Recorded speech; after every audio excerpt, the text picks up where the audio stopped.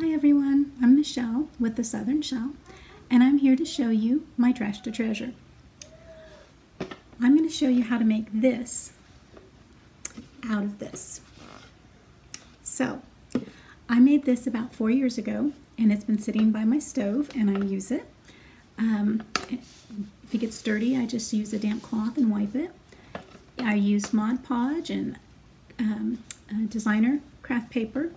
I made little bales of hay and I wrapped the top. It's not a jute cord, but it's a little more rough, so it does look like hay.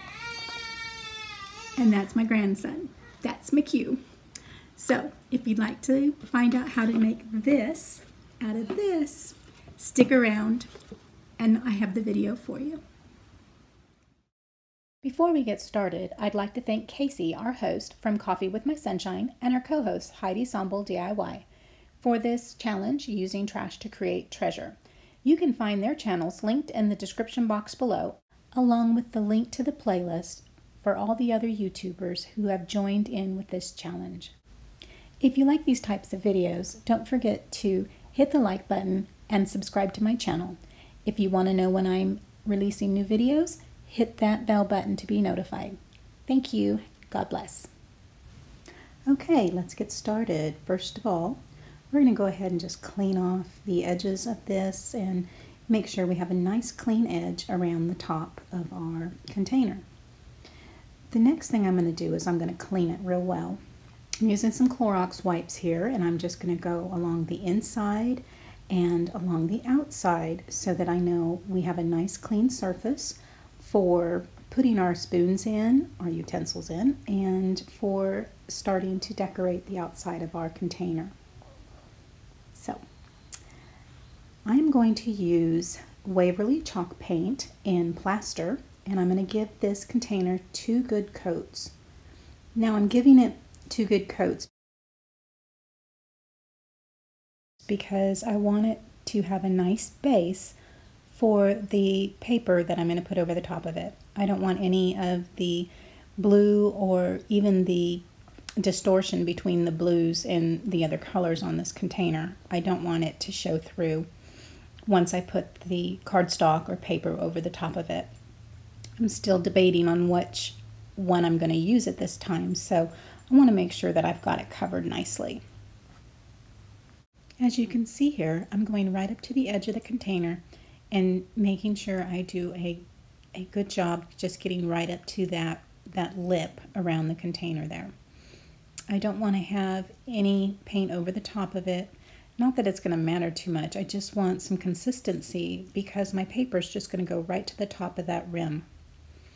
Now here I'm going to go ahead and cover the bottom because it does have that stamp from the container where it was packaged. So I just want this to have a clean look on the bottom as well as the top. So this is the paper pack that I used. It is by Craftsmart and it's called Cedar Lodge. I chose this piece of birch cardstock because I figured it would be a neutral choice for some kitchens. So measuring your container, you want to measure the circumference all the way around. Now from previous projects, I knew that this was going to be just over a 12 by 12 sheet of cardstock, and it's a 12.5. So then I'm going to take it, I'm going to measure from the top to the bottom, which is 6 3/4. So I'm going to need a 12.5 by 6 3/4 sheet of cardstock, which is not there, so I'm going to have to paper piece this together. So I'm going to cut this at 6 3/4. So I've got my length there. And then I'm going to go ahead and cut another piece to fill in the blank. So I'm just checking this out, making sure I've got everything right where it needs to be. And as you can see here, I've got a 1/2 inch that I need to fill in. So now I'm going to look at my leftover cardstock and see what is going to be the best piece to kind of fill in that blank. And I decided that the smaller print would obviously be a little less obvious than taking a piece out of the center where the pattern is more bold. So now that I have that little piece cut, I'm just going to line it up and make sure everything is right where it needs to be. And as you can see, it really blends in nicely. So I want to measure it up on the back now, and I'm going to use my red line tape to actually attach these two pieces together. Now I decided that that 1/4 inch was not going to give me enough support on both sides. So I went ahead and used the 1/2 inch, so I knew I would have the support on the main sheet and then as well as on the little paper piece that I put on there. So I'm going to line it up again, and I am really bad at getting it on there once my tape's on there. So I just work with it because I know that once it gets on this red line tape, it is not going anywhere. So take your time when you're doing this so that you know you've got it lined up properly. So now I'm going to once again take my container and wrap it all the way around, making sure that everything is matching up just the way it needs to be. So now I'm taking my cardstock and running it down the edge of my craft table. This is breaking down the fibers so that it'll give it a curvature to wrap around my container without fighting too much. So the next step I'm going to do is I'm going to take this Mod Podge in gloss, and I'm going to put it on the back of my cardstock, and I'm going to use a paintbrush to spread it around. Now I do it this way because I don't like having the air bubbles or the wrinkles in my project. When I do it this way, it spreads the Mod Podge out, and when I put it on the container, it dries quickly, and you don't have the chance of those bubbles rising up or the wrinkles.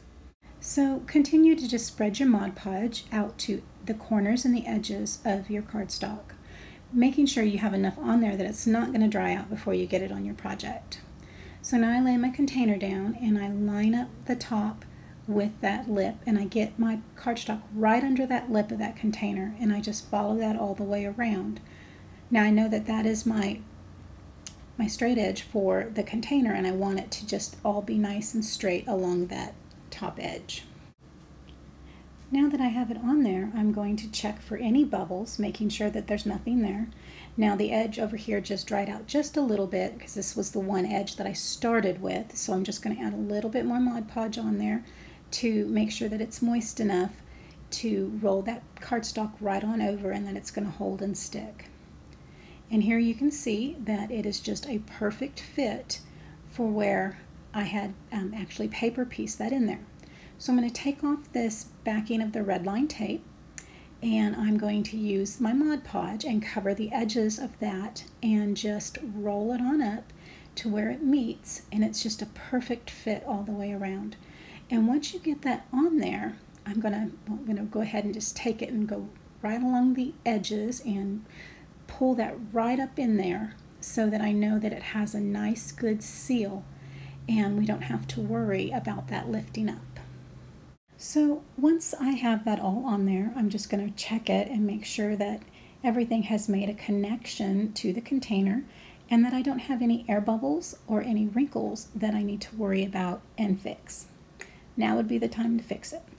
Now I know that the Mod Podge underneath is dry because I did use such a thin coat, and I'm just going to go ahead and I'm going to apply another coat of Mod Podge over the top of this project, and that is going to actually seal the cardstock. It's not paper, it's cardstock. It's going to seal the cardstock, and it's going to give us a bit of a protection as we start to seal this and create our utensil holder. So when you're working with the Mod Podge, try to work with thin coats so that you've got a good seal all the way around. Make sure that your coat, even though it's thin, it is covering your whole project. That way it actually gets absorbed into the cardstock, and you can let this dry and be able to put another coat on the top of it. Once you're done, set it aside and let it dry completely. Once it's dry, I'm going to go ahead and look at it all and admire the beautiful job that was done with the Mod Podge. I'm going to take now the dishwasher safe Mod Podge, and I'm going to finish the last two coats of this project with this particular Mod Podge.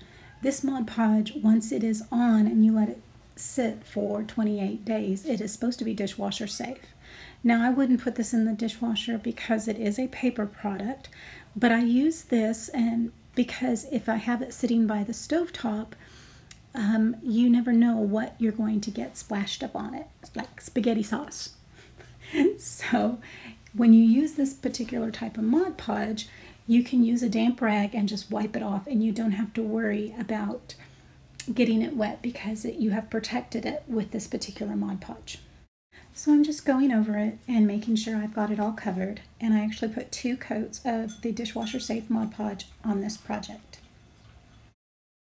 So the next thing we're going to do is we're going to go ahead and decorate this piece, and because it's birch paper, I decided to go with the Christmas theme.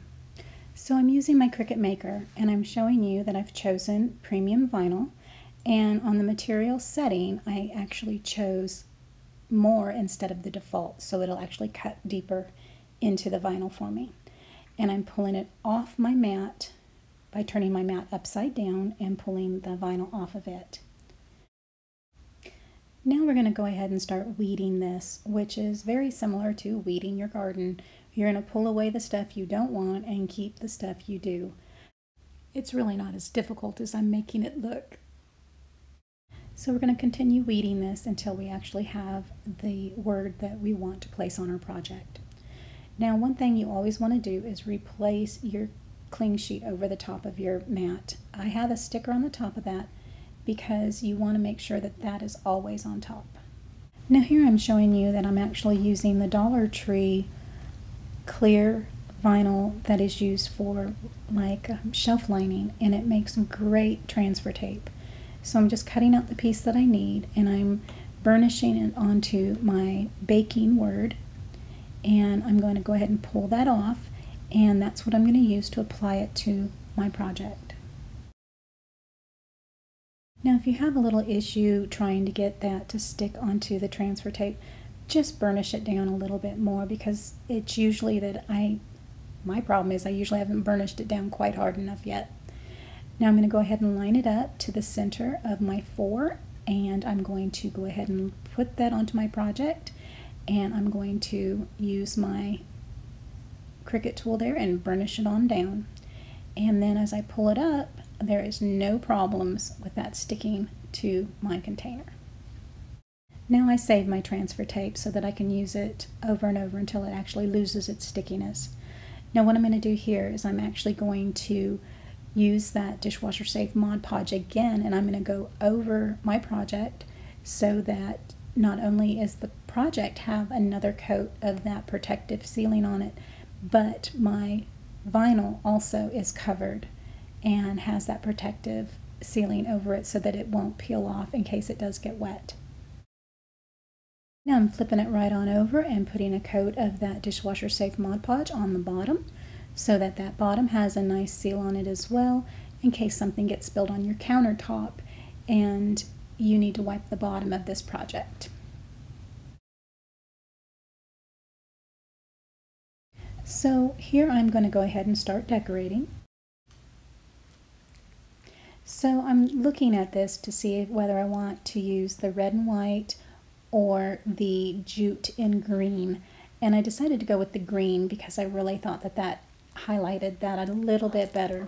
So I made just a regular shoestring bow, and I just tied it like you would your shoestring, and I trimmed it down small enough to go on that rolling pin, and I'm just going to use my hot glue and put it on there.